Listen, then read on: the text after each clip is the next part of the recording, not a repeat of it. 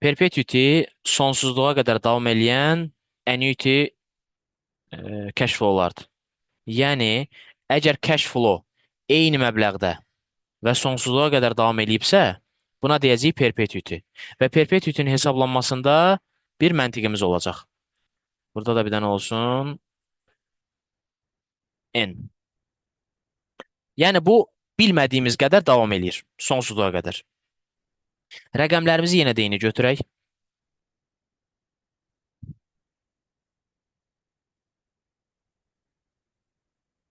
Mən təsəvvür eləyək ki, 7 ili bildim.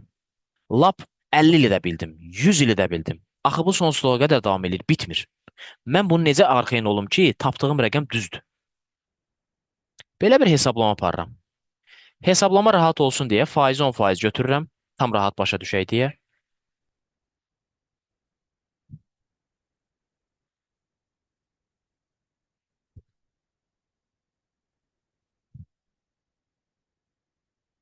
Aha.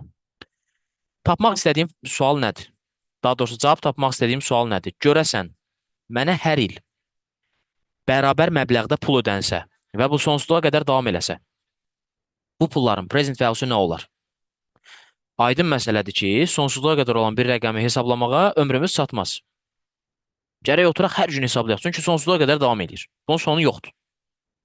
Amma mən riyaziyyatın köməyindən istifadə edirəm. Bilirəm ki, burada hardasa bir alqoritm var, uyğunluq var. Baxıram ki, bu rəqəm müəyyən bir sistemli şəkildə irəliləyir. Mən əgər, deyək ki, 7 ili yox, tapmaq istəsəm, məsələn, 50-ci ili. A, 900 manat 50-ci ildə illik 10%-lə present value gəlib çatana kimi 7 manat olub. Mən artıq biraz şübhələndim. Sanki bunu hesablamağa dəyməzmiş kimi bir təəssüratım yarandı. 50 yox olsa, məsələn, 90 il.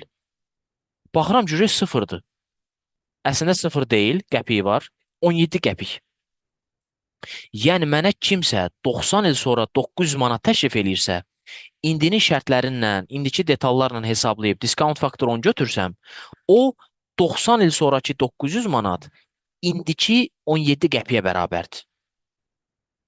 Bəs yaxşı, burada bir olsa 95 il. Baxıram ki, vaxt artdıqca bu qəpik daha da azalır.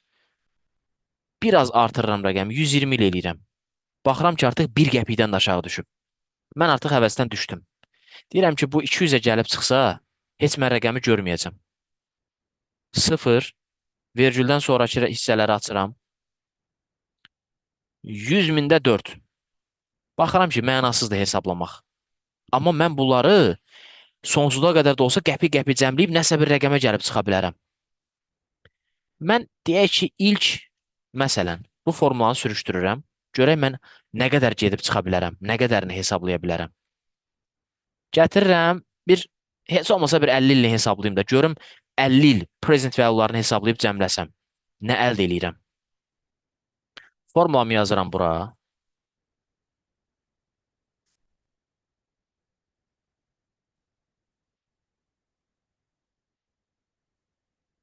Baxıram ki, formulanı 50 il sürüşdürdüm və bunları cəmləyə-cəmləyə gəlirəm. Təxminən 8900-dəyəm. Bunun samına baxsaq, 8900. Yəni mən hər il sonsuzluğa doğru dayanmadan 900 manat alsam, 50-ci ilə kimi olan kəsimdə alacağım pulların, present value'ların hamısının cəmi hələ 8900 olub. Heç 9000-ə çatmamışam. Mən deyirəm ki, necə olur bu? 50 ildir mən pul alıram, hər ildə 900 manatdan. Bunları cəmləmişəm, heç 9000 eləməyib. Burada nəsə bir qısa yol olmalıdır ki, mən bunu hesablayayım. İkinci kəsimi də hesablayıram. Bundan sonraki 50 ilə də baxaq. Görəcəm ki, bundan sonra ümumiyyətcə hesablamaq mənasızdır. 77-yə gəldim, çıxdım.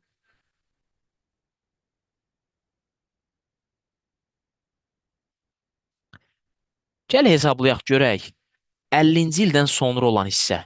Bura 50-də biz bayaq bura kimi hesablamışdıq. 50-ci ildəki present value-muzu bilirdik. Bəs yaxşı. 50-dən 75-ə qədər nə qədər olar? Hesablayaq görək. 77-yə qədər.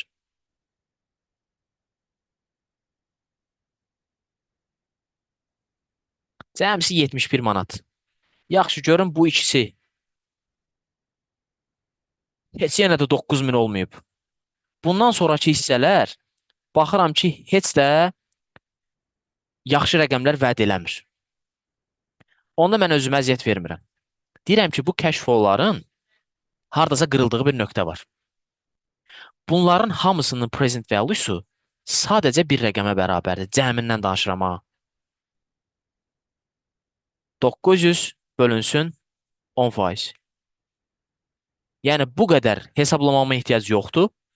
Bunları hesablamanı sonsuzluğa qədər də davam eləsəm, bunlar 9000-ə yaxınlaşacaq, amma heç vaxt 9000-i tam tapa bilməyəcəm, çünki hesablamam davam eləyəcək. Və ya məsələyə bir fərqli baxış açısından baxsaq. Mənə desələr ki, sonsuzluğa qədər hər il 900 manat, yoxsa sənə bu dəqiqə 9001 manat. Hansını seçirsən? Şərtlər stabil qalsa həmişəyə kimi, sonsuzluğa qədər, mən 9001 manatı seçəcəm. Bir daha deyirəm, mənə desələr ki, sənə hər il birinci ildən başlayaraq sonsuzluğa qədər ömrünün axırına kimi 900 manat verirəm. İllik faizli 10%dir. Ya da bu dəqiqə sənə 9001 manat verirəm. Hansını seçirəm? Mənim seçimim 9001 manat olacaq. Çünki bilirəm ki, hər il sonsuzluğa qədər verilən 900 manatların indiki dəyəri 9000-dir, cəmi hətta. Və ya məsələyə bir fərqli baxış açısı gətirək. Sən mənə 9001 manatı ver, onsuz da bazarda 10% deyil opportunity cost.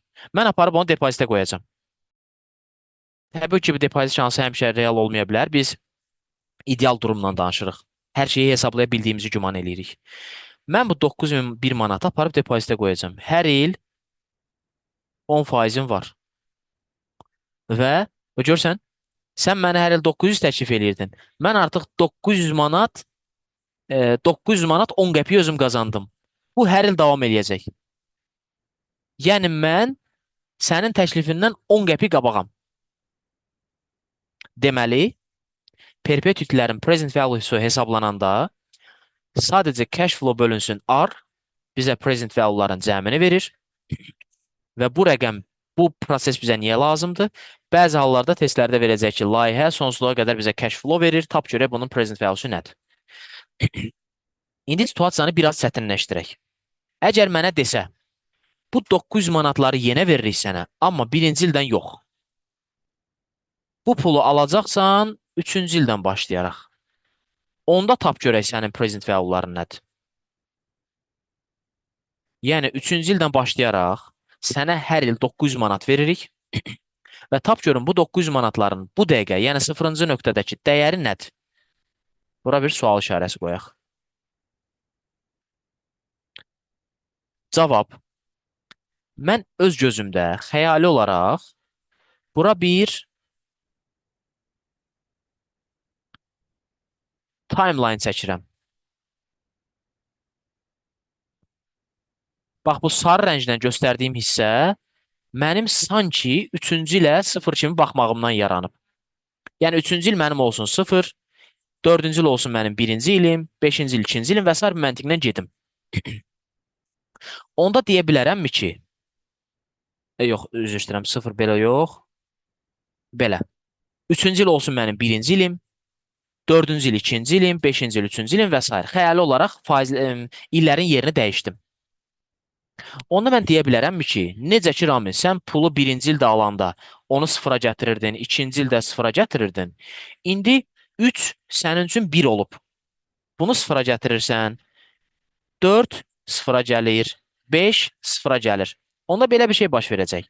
Mən 0-dan aşağı düşürəm, 900-ü bölürəm 10%. Vsyo, cavabı tapdım. Birdən yadıma düşür ki, axı sual məndən bu xəyali sıfırı soruşmurdu. Reallıqda əslində bax burada olan sıfırı soruşurdu. Eybi yox. Bir addımda tətbiq eləsəm sıfıra gəlib çıxacam. Necə? Mən sonsuzluğa qədər davam edən kəşf yollarımın problemini həll elədim. 3-də idim, gəlmişəm 2-yə, yəni 1 il əvvələ. Onda burada cəmisi bir addımda tətbiq eləsəm, sıfıra gələcəm. Hansı sıfıra? Orijinal sıfırımıza. Xəyali sıfırdan artıq oradan qopmuşuq.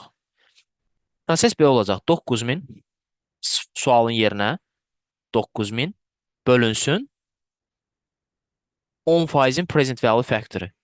Daha doğrusu vurulsun ya da ki bölünsün 1 plus r üstündə məntiqi ilə. 1 plus 10% üstündə neçə il var burada? Mən sıfıra gəlmişəm də, yəni ikinci ilə. 7438 və ya 9000 vurulsun 2 illik present value factor. Bir dəqiqə. Present value factorımız bu deyil. Bura 1 yazsam. Düzəlməlidir. Və salam. Gördüyük rəqəmlər eynidir. Sadəcə orada rəqəmlər 10% və 900 deyə fərq verirdi. Eyni məntiqdir. Okey? Və salam. Bu da perpetuity-nin hesablanması. Buna deyirik, yəni əgər kəşf yollar mənə verilməyə başlasa 3-cü ildən və ya 1-ci ildən verilməməyə başlasa, bunun adı olur delayed annuities. Bunun bir dənəsi də var. Advanced annuity. Yəni, mənə desə ki, Ramin, bunu silirəm. Sənə kəşf yolları verirəm, amma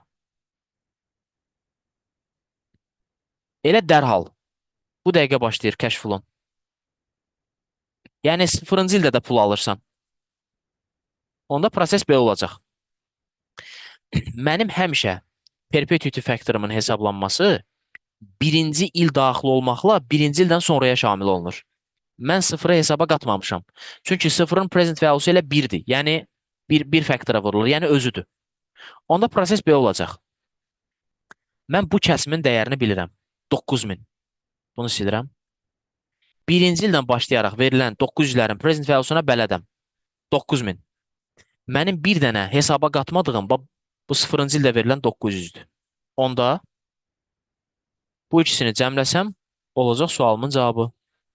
Yəni, mənə 0-cı ildən başlayaraq sonsuzluğa qədər 900 manat təklif edilsə, yəni ilk 900-ümü mənə dərhal versələr, bu mənim üçün 9000 plus 900. Yəni, cavab 9900 sonsuzluğa qədər alacağım kəşf yolların bu gündə daxil olmaqla alacağım kəşf yolunun present value'sudur. Və salam.